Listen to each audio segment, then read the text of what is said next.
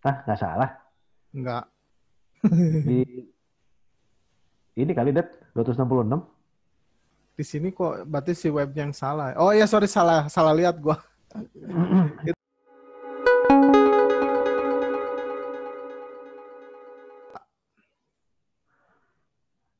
Selamat malam teman-teman semua. Ketemu lagi kita di acara Alvin dan Deddy Show malam ini. Halo, Det. Yuk, apa kabar? Episode kedua ya.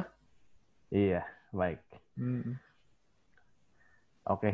Eh, jadi malam ini kita mulai dulu dengan market review ya, Det ya. Hmm. Ada ada review apa, Det? Bisa diceritain? Mungkin gua langsung share aja kali ya. Share Boleh. ininya si harga-harganya gitu. Oke. Ini gua share eh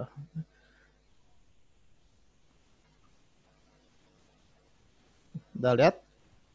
Ya, udah muncul. Nah, gua biasanya sih buat mantau harga cryptocurrency pakai ini sih, CoinGecko ya, .com atau bisa ini Oke. bisa juga ini sih coin market cap ya. Coin Coin market cap.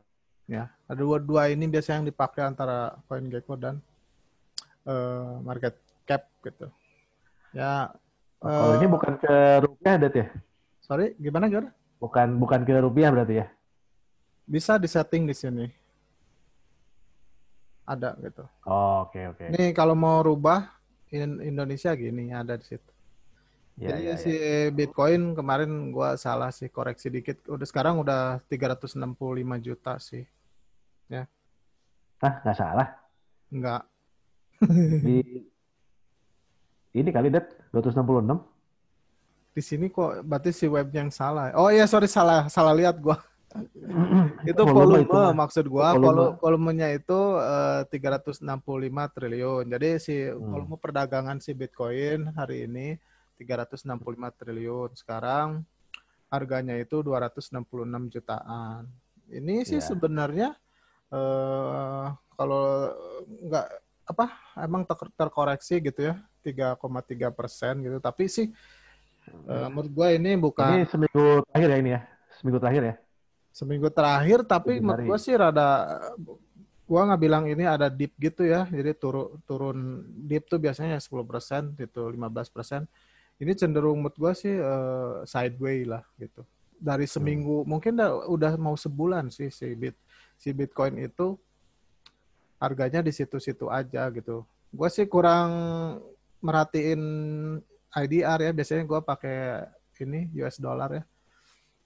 Dia Oke. itu swing gitu antara antara apa 19.000 lah. Jadi dia menurut gua sih ini nggak ada yang tahu lah harga Bitcoin besok berapa ya. Cuman menurut gua kalau gua pengalaman gua ini si Bitcoin sedang consolidate gitu di angka 19.000 gitu. Itu Jadi target price ya berarti ya.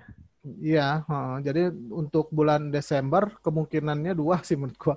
Satu consolidate ya dia lagi bikin base support gitu di 19.000 atau mungkin Hmm. turun dikit sih biasa Desember orang kan si bule-bule mau apa? Mau Natalan sama tahun baru. Mungkin dia cash out dikit gitu.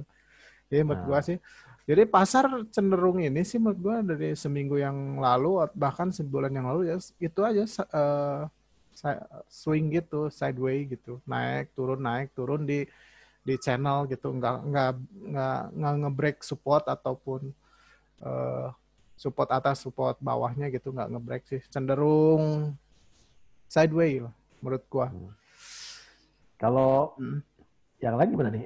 Yang Ya lain selain sama Bitcoin. sih biasanya kalau Bitcoin biasanya itu kalau Bitcoin sideways altcoin itu cryptocurrency selain Bitcoin biasanya naik sih. Biasanya naik gitu. Terlihat beberapa beberapa kita lihat aja sih yang nih kita urutkan nih ada beberapa yang naik kayak misalnya si band protokol 3,4%. Tapi menurut saya sih ini mah bukan naik menurut saya sih malam saya kalau naik itu udah sampai kalau altcoin itu bisa sampai 30%, baru bilang naik. Ini mah yang paling tingginya aja cuma 17% gitu. Jadi menurutku ini market lagi sideways sih. Gitu. Jadi mau Kalau Bitcoin ataupun altcoin sama lagi sideways. kalau kripto tuh lebih volatile kayaknya ya, dibanding Iya, mata uang biasa ya. iya. Ya, lebih volatile daripada saham ya. Gitu. Oke. Nah, kalau lanjut nih, Det. Jadi Yuk. kalau kripto itu biasa pelakunya siapa aja nih, Det? Oke, mungkin sekarang ini ya. eh, kita bahas stakeholder di ini di industri kripto itu ya. Nah, Ya, yang pertama itu sih kalau bicara kripto kan kita dari episode kemarin si kripto itu kan sebenarnya decentralized gitu. Ideologinya ya. atau idealnya mereka itu pengen ada network yang menjadi sistem operasi finansial, tidak ada yang berkuasa gitu. Jadi semua orang bisa join gitu. Trust atau trustless system gitu. Yang join sebagai node di network itu aja kita nggak saling tahu gitu.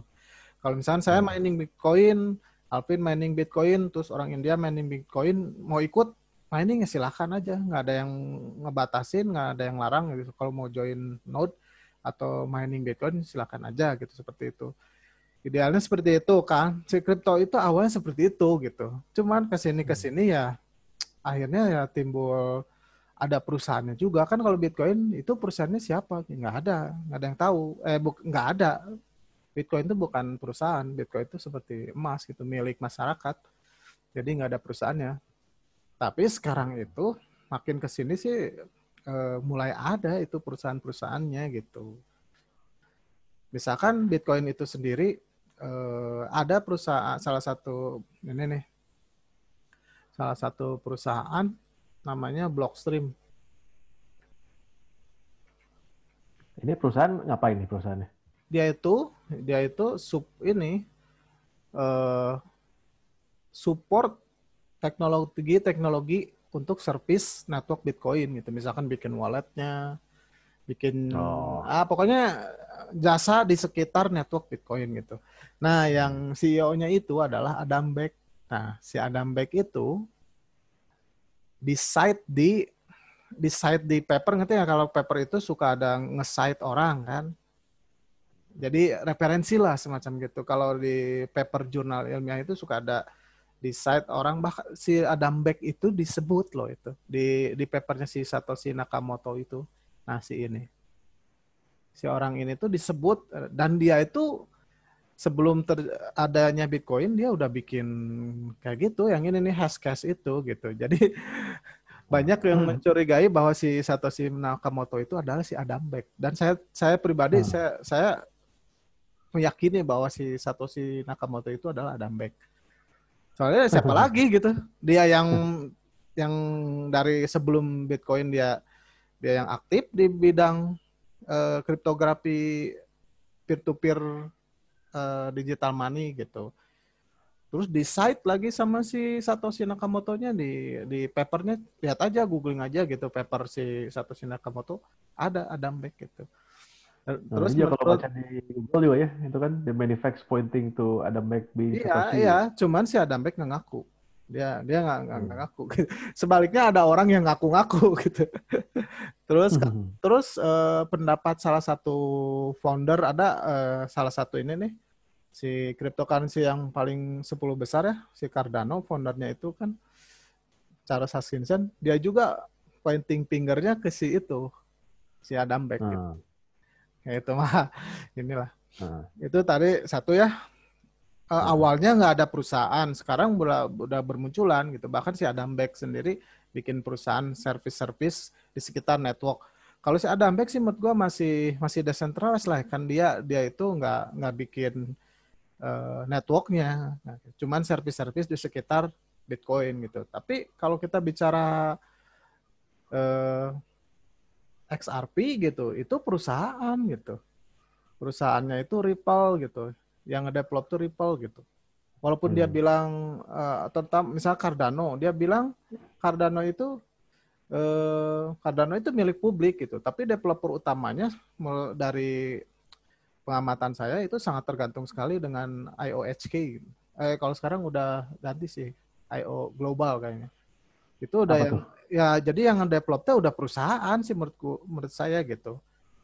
Gitu. Jadi ya itu Hmm. kalau kelebihan si Bitcoin dulu yang develop itu komunitas gitu, beneran kayak open source gitu.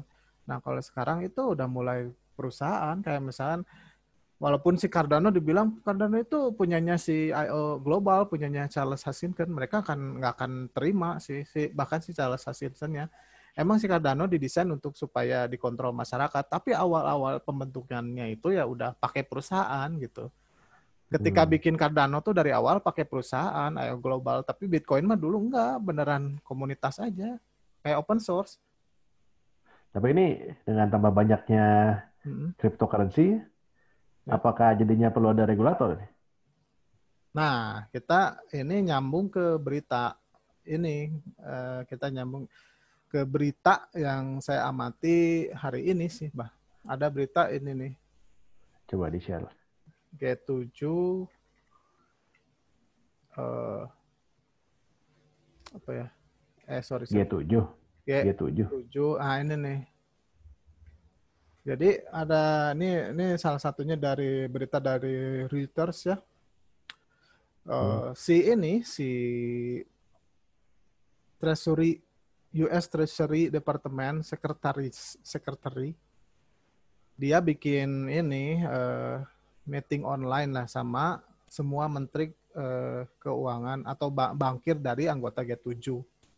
G7 itu kan negara-negara yang ekonominya udah advance kan kayak Amerika, Ya, eh, 7 paling besar kan G7 kan? Inggris, ada sih lupa saya juga.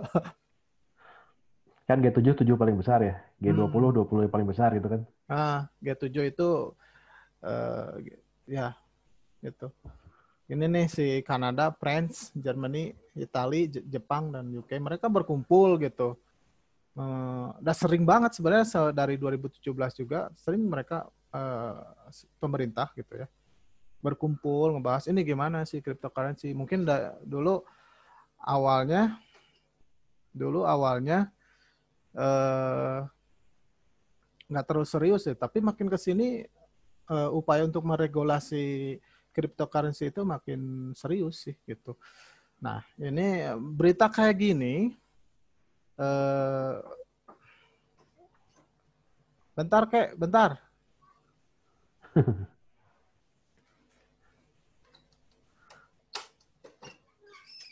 lagi ngerekam. Bentar ya, anak gua. Lanjut, lanjut. Ini. Ya, jadi upaya-upaya regulasi kayak gini itu udah biasa banget sih kalau yang mungkin yang baru join di kripto kaget gitu. Soalnya misalnya ada salah satu menteri keuangan dari negara mana gitu, Kanada ini disebut di sini sih. Tapi Dia sangat keras sekali gitu. Oh, dia takut dengan adanya cryptocurrency itu menjadi sesuatu yang sistem ekonominya menjadi tidak stabil gitu. Jadi ya pemerintah sih menurut saya government itu belum membuka tangan terhadap cryptocurrency sih. Dan saya sendiri nggak berpihak mereka pemerintah salah gitu. Ya nggak tahu juga gitu. Silakan aja teman-teman gitu. Kalau dari segi pemerintahan emang masih masih belum lah menurut saya. Nggak, padahal tapi udah dengan servernya terdesentralisasi juga susah kali ya regulasinya. ya kalau regulasi mungkin bisa aja sih regulasinya dibuat gitu, tapi enforcementnya susah mungkin. Ya Hmm. gitu. Jadi ke depannya gimana, Det? Ke depannya. Kedepannya sih menurut saya gini ya. Kalau pendapat saya pribadi, saya mencoba untuk tidak berpihak ya. Menurut saya si Bitcoin dan kawan-kawan itu si Bitcoin itu udah 10 tahun lebih dia networknya tetap berjalan gitu. Walaupun di ban sama Cina, Amerika berulang kali gitu. dihalangi sama pemerintah gitu. Dengan ya kita tidak Hmm. bicara benar salah lah ya, tapi Hmm. dia tetap berjalan gitu sampai saat ini dan tidak pernah eh, bisa dihack gitu. Jadi sistemnya tuh aman gitu 100%, belum pernah dihack dan aman, terbukti aman 10 tahun, dan terujinya itu bukan hanya secara teknis gitu, tapi secara politik juga. Walaupun dibantai Cina, dibantai Amerika, oh nggak boleh bla bla bla, Hmm. di ban, tapi dia tetap kuat ya gitu. Hmm. Makanya makin ke sini orang makin meyakini gitu, orang terutama yang ya berkecimpung di dunia finansial, wah ada sesuatu ternyata ya, mungkin yang sistem ekonomi atau sistem finansial yang kita tidak bicara benar salah, yang kuat itu ya seperti ini, yang dikontrol trustless system gitu. Susah Iya. sekali gitu. Jadi menurut saya pribadi sih Hmm. Bitcoin bakal survive sih menurut saya gitu. Hmm. Tapi Tapi ya kalau uh, kalau kedepannya Bitcoin bakal sukses ya, Dad, berarti kita perlu bahas juga nih gimana caranya kita bisa dapat cuan dari Bitcoin ini. ya tentu Besok saja kali ya. ya. Iya, itu tujuan utama kita lah. Kita jangan terlalu inilah, jangan terlalu mendalam, jangan berpihak maksud saya. Tapi berita-berita kayak gini itu mempengaruhi pasar gitu. Kita sebagai ke pelaku, saya pribadi sih invest ya, investor, saya nggak bisa trading lah gitu. Ini ngepek Hmm. itu. Nah, berarti buat teman-teman yang pengen tahu gimana caranya bisa cuan di Bitcoin, kita bahas besok ya, Dad. Ya kita bahas besok lah. Ya lanjut aja terus gitu. Cuman ya diarahin ke inilah fundamental si cryptocurrency dan strategi investasi aja lah yang menarik buat kita kan. Apalagi lah kita kan cari untung lah gitu. Oke, Oke. oke, oke. Kayaknya malam ini cukup dulu segini ya. Iya. Kita lanjut lagi besok. Oke. Oke, sip. Sip. Dadah. Sampai ketemu lagi besok dan. Hmm.